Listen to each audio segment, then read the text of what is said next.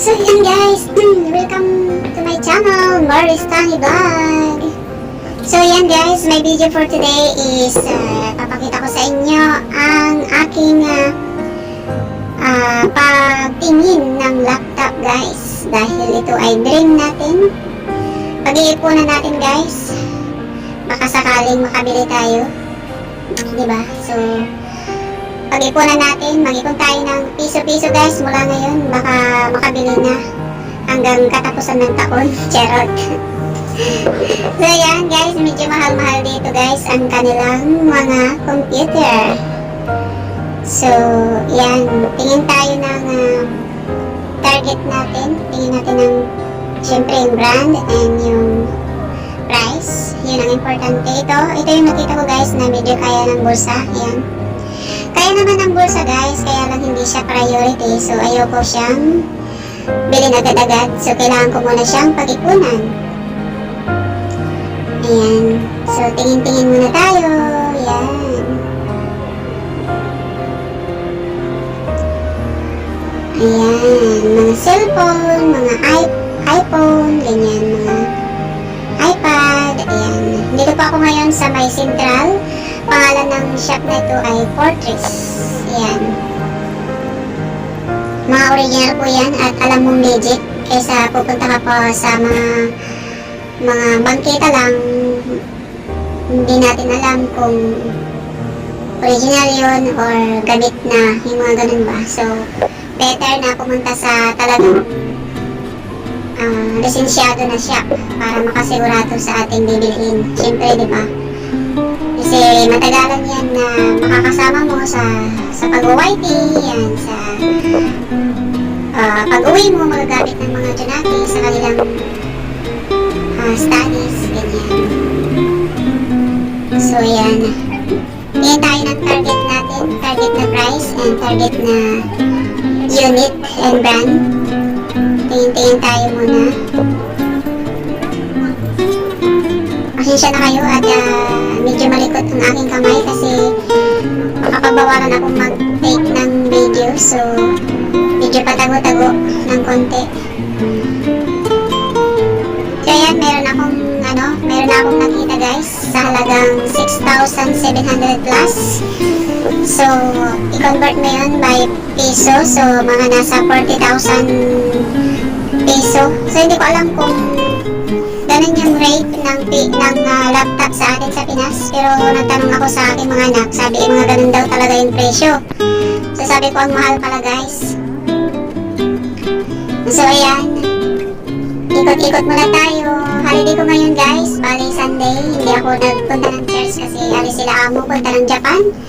So bumili lang po ako ng stocks ko, mga food, and yan, daan muna tayo sa grocery store. Yan, dito lang pala, hindi kaya ng bulsa ko guys yung computer. Money lang pala ang kaya ng aking bulsa sa ngayon. So yan, may mga money, mga cashew nuts, any kinds of peanuts, nuts yan. Mayroong coated nuts, sweet, and salty, ganyan. Tingin-tingin lang tayo para may ma-content. Yan. Medyo pricey siya guys, pero masarap naman.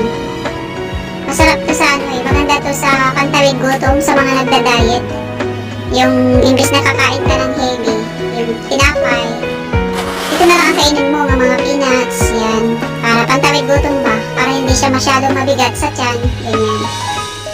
Ay, hindi masyadong maano sa calories, carbohydrates, kasi mahilig tayo sa mga tinapay pag nagugutom, di ba? Mga maalat, yan. Try nating maging healthy. Ngayon na, alam nyo guys, ngayon naging 40 plus na ako. Naging mabusisi na ako sa mga kinakain, ganyan. So, bago ko binibili yung mga products, yung mga food, binabasa ko talaga yung label niya sa likod. So, tinitignan ko kung mataas yung carbohydrates,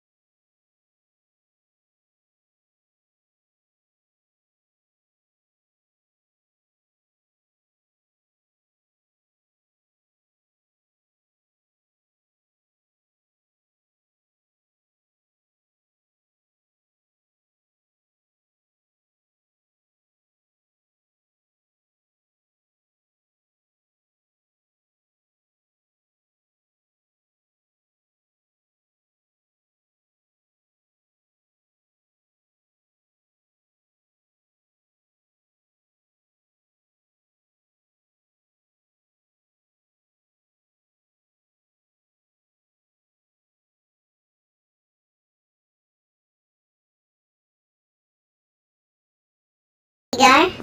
Yun po, mabilis po yun guys, try nyo ho. Mabilis po kayong magbawas pagka kumain kayo. And mapapabilisan nyo yung So, yun, try nyo yun guys, every morning. Pagkagising ng umaga, yung wala pang laman ng tiyan. So, ang ginagawa ko is sa isang cup ng baso ng tubig, warm siya. Ilalagyan ko siya ng 2 tablespoon ng apple cider vinegar. So yun, ano siya, hindi ka madaling magluto, hindi ka madaling magluto nun. Kasi usually ang almusal ko dito is green tea, and kung may kape, yung kape ko guys is walang sugar. So, puro talaga. So, isa rin na napapayat sa akin yung walang sugar na kape, and walang milk, minsan may milk pero konti lang. Fresh milk yung gamit ko. Hindi ako magamit ng powder kasi malakas yun sa sugar. So, ayan, great or green tea. So, yun. Malakas yung try nyo yun. Coffee na puro. Huwag yung lagyan ng sugar and milk. So, nakakabusog siya. Ang sunod na kain ko na yan is mga 12 na. Tapos, minsan din ako nag-dinner. Nag-merienda na lang ako.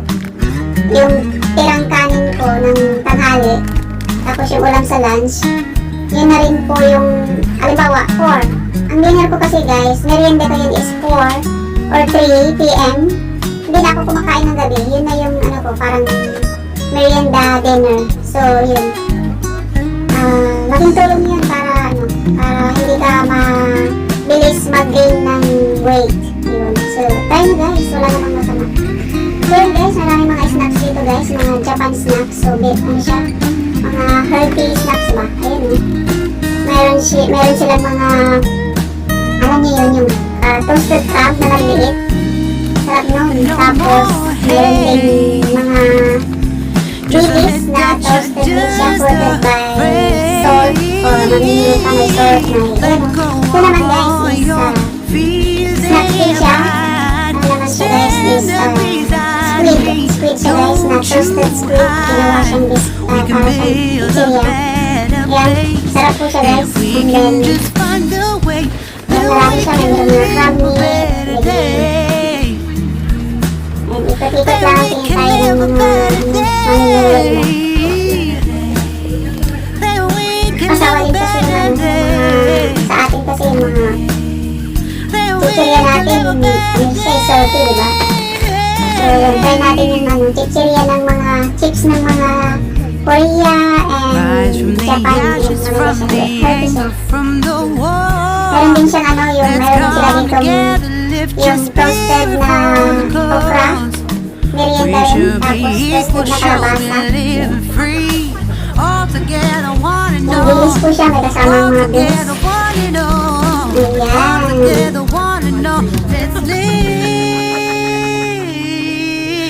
Hintayin tayo. Ayan guys. Meron din dried na squid.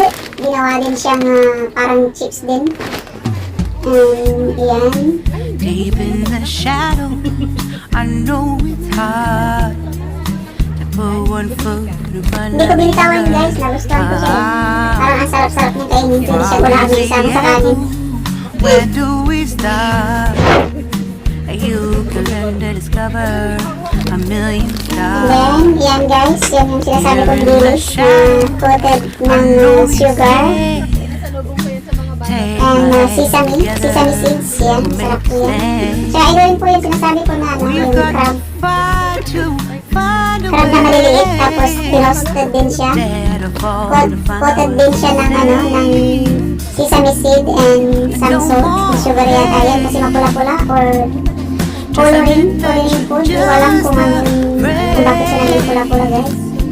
Time to let go of all your fears and pride. Stand up beside me. Yan, parang masarap din to guys. Natikman ko na to. Masarap din yan, pero hindi ako pwede sa ano eh. Masyadong malinis-linis kasi nangangati yung mga ano po, yung the kuko. ashes from the Ewan ko ba? anger from the Nagka-allergy ako sa war. dilis. Let's Hindi ako come masyado. together, lift your spirit for the cause. So, hindi naman sa